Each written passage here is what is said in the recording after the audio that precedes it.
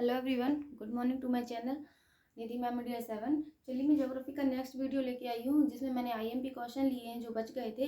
बाकी ये IMP question का लास्ट वीडियो है। इसके बाद मैं जो भी टॉपिक लूँगी वो पूरा डिटेल में टॉपिक लूँगी और 1 बाय 1 लूँगी। तो अभी तक जिन भी लोगों ने मेरा चैनल सब्सक्राइब नहीं किया है प्लीज़ सब्सक्राइब कर लीजिए और बेल आइकन को प्रेस कर दीजिए, जिससे जो भी मैं वीडियो डालूँ तो आपके पास नोटिफिकेशन आ जाए। तो प्लीज़ अगर आपको वीडियोस अच्छे लगते हैं तो आपका लाइक और सब्सक्राइब ही मुझे आगे बढ़ाएगा कि मैं आगे और वीडियो आपको दूँ। ठीक है, तो आप अगर वीडियोस अच्छे लगते हैं तो लाइक कीजिएगा और सब्सक्राइब जरूर कीजिएगा। Thank you. चलिए स्टार्ट करते हैं। हमारा फर्स्ट क्वेश्चन, पत्तन। पत्तन क्या है? जहाँ जहाज़ों के घाट व लंगर डालने की सुविधा है। तो पत्तन क्या कहलाते हैं? मतलब जहाँ पे जो जल मार्ग होता है, जल मार्ग के लिए जहाँ जहाज़ें खड़ी होती हैं और जहाँ से निकलती हैं, मतलब यात्रा के लिए जहाज़ें निकलती हैं, वो स्थान जो होता है वो क्या कहलाता है? पत्तन कहलाता है ना। मतलब जहाज़ों का घाट क्या कहलाएगा? पत्तन कहलाएगा। ठीक है, नेक्स्ट है आपका पोताश्रय या बंदरगाह। ठीक है, पोताश्रय में क्या होता है? आंशिक रूप से समुद्र से घिरा रहता है, जहाजों का सुरक्षित स्थान है। ठीक है, ये क्या कहलाएगा? जहाजों का सुरक्षित स्थान है, मतलब ये समुद्र से आंशिक रूप से घिरा हुआ रहता है, जहाँ पे जहाजें सुरक्षित खड़ी होती है। आप ऐसे भी समझ सकते हैं, जैसे सड़क परिवहन में हमारा बस स्टैंड होता है कि नहीं? बस स्टैंड में क्या होता है कि बसेस एक जगह सुरक्षित खड़ी होती हैं, आगे खड़ी हो जाती हैं, और नेक्स्ट डे जब उनको निकलना होता है अपने यात्रा के लिए, तो वो एक अपने प्लेस पर खड़ी हो जाती है जहाँ पे बस लग जाती है और सारी सवारी वगैरह उसमें बैठ जाती है ना, फिर वहाँ से निकलती। तो पत्तन क्या कहलाते हैं? जहाँ पे बसें खड़ी होंगी जाने के लिए और आने के लिए। ठीक है, वो पत्तन कहलाएगा। लेकिन वो सुरक्षित खड़ी होगी, खाली होकर खड़ी हो गई है वहाँ पे साफ सफाई के लिए या फिर उनको रेस्ट के लिए, तो वो जो जगह कहलाती है वो क्या कहलाएगी? बंदरगाह या पोताश्रय जहाजों के लिए। ओके, तो आपको इस तरह से भी समझ सकते हैं कि पत्तन जो है जहाजों की निकलने व लंगर डालने की और आने जाने की जहाँ पर खड़ी होती हैं वो क्या कहलाएगा? पत्तन कहलाया।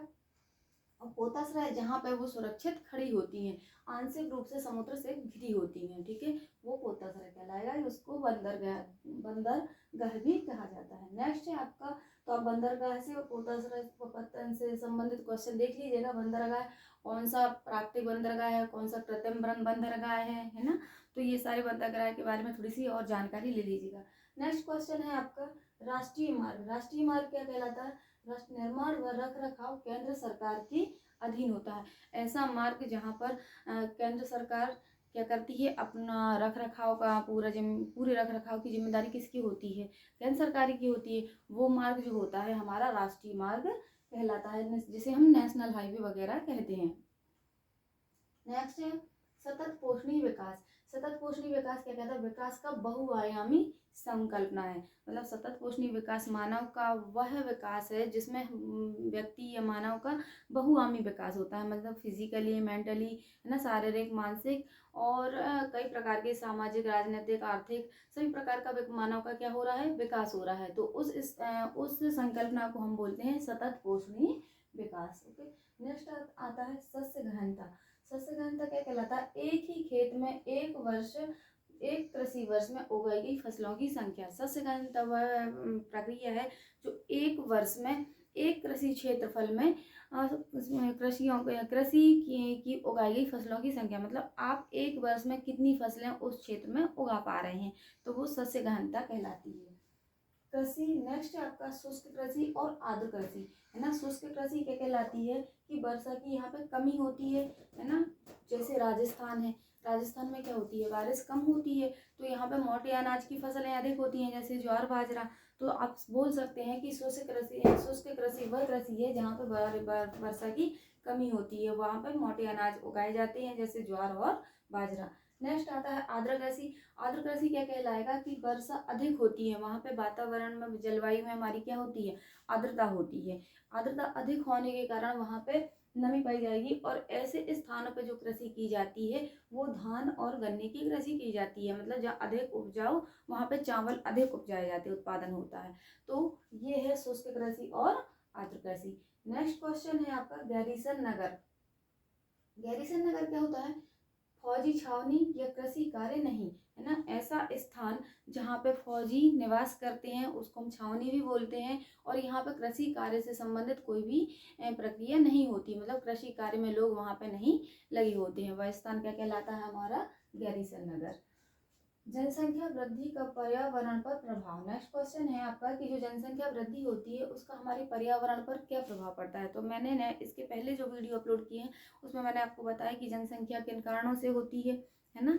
अब इसमें क्वेश्चन आया है कि जनसंख्या वृद्धि होती है तो वो उसके प्रभाव क्या पड़ते हैं। देखिए ऑब्वियसली है, जनसंख्या क्षेत्रफल तो हमारा वही रहेगा, क्षेत्रफल तो बढ़ नहीं रहा है, लेकिन उस क्षेत्रफल पर अगर जनसंख्या बढ़ती है तो जनसंख्या बढ़ने के कारण भुखमरी और गरीबी हमको देखने के लिए मिलेगी, संसाधनों का ह्रास होगा और पर्यावरण असंतुलन होगा, है ना। मतलब जनसंख्या जहाँ पे लोगों को चार लोगों को काम करने की सुविधा है, वहाँ पे 10 लोग काम कर रहे हैं, है ना। तो ऑब्वियसली वहाँ पे बेरोजगारी की समस्या भी आपको देखने को मिलेगी, गरीबी भी देखने को मिली, संसाधनों का ह्रास होगा। जब जनसंख्या को रहने के लिए निवास नहीं होगा तो वो जंगलों को काटेंगे, पहाड़ों को काटेंगे और वहाँ पे अपना निवास बनाएंगे, वहाँ पर खेती करने के लिए अपने जीविकोपार्जन के लिए खेती वेती करेंगे, खाद्यान्न उपजाएंगे, तो क्या संसाधनों का ह्रास भी होगा। और पर्यावरण से हम अब छेड़छाड़ करेंगे तो पर्यावरण असंतुलन होगा, जिससे बहुत सारी समस्याएं आती हैं, है ना। अम्लीय वर्षा है, तो ये सारे क्या है जनसंख्या वृद्धि के परिणाम हैं जो हमारे पर्यावरण पर क्या बोलते हैं, प्रभाव डालते हैं। ओके, नेक्स्ट क्वेश्चन है आपका, भारत में कृषि के प्रकार, कृषि की समस्याएं, हरित क्रांति व प्रभाव, है ना। अब कृषि से समस्या, कृषि इसके पहले वाली वीडियो में बता चुकी हूँ कि कृषि के कौन कौन से प्रकार होते हैं, जैसे व्यापारिक कृषि है, वाणिज्यिक कृषि है, जीविकोपार्जन कृषि है, आर्द्र कृषि है, शुष्क कृषि है, ये सारे क्या हमारे कृषि के प्रकार हैं।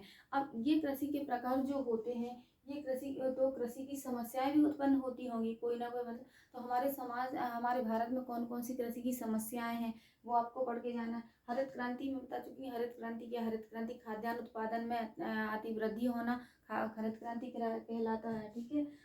और इसके प्रभाव भारत पर क्या पड़े हैं, ये सारे क्वेश्चन आपके मोस्ट इम्पोर्टेंट है, तो तैयार करके जाइएगा। जैसे नाभ की ऊर्जा है ना, तो यूरेनियम का जहाँ पे प्रयोग होता है, जो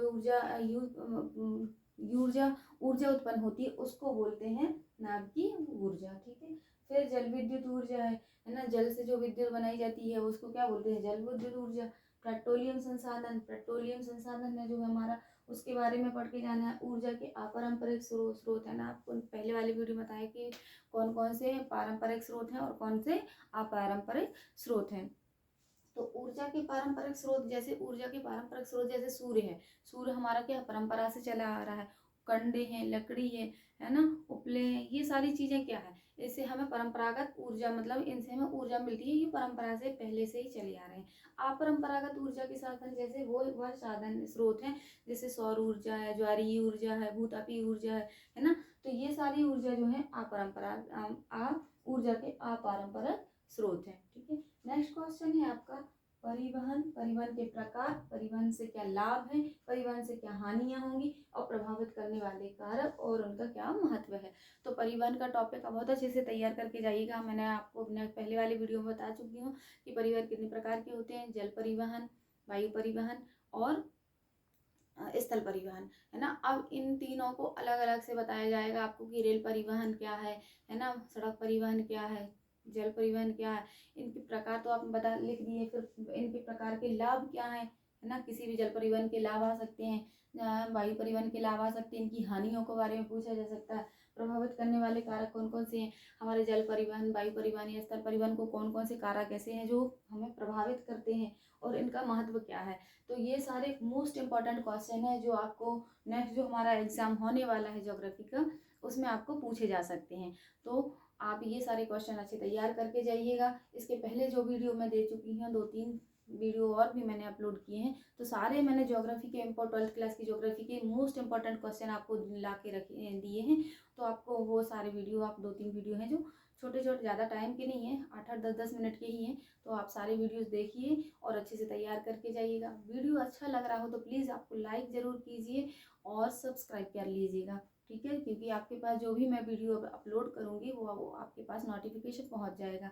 अब हमारे जो 12th क्लास के एग्ज़ाम हो जाएंगे, इसके बाद मैं इंग्लिश टॉपिक लेने वाली हूँ, जिसमें सारे इंग्लिश ग्रामर मैं आपको एक एक टॉपिक से समझाने वाली हूँ। तो प्लीज़ आप कंपटीशन से संबंधित क्वेश्चन आंसर भी मैं लाऊंगी। मतलब बहुत सारी ऐसी चीज़ें हैं जो हमारे बच्चों को आफ्टर 12th जो उपयोग में आने वाली हैं, वो वीडियो आपको अब यहाँ पे मैं प्रोवाइड कराऊंगी, और शिक्षा से संबंधित भी आप वीडियोस अपलोड करूंगी। तो आप चैनल को लाइक और सब्सक्राइब जरूर कर लीजिएगा। वीडियो अच्छा लगा हो तो लाइक कीजिए, सब्सक्राइब कीजिए। Thank you.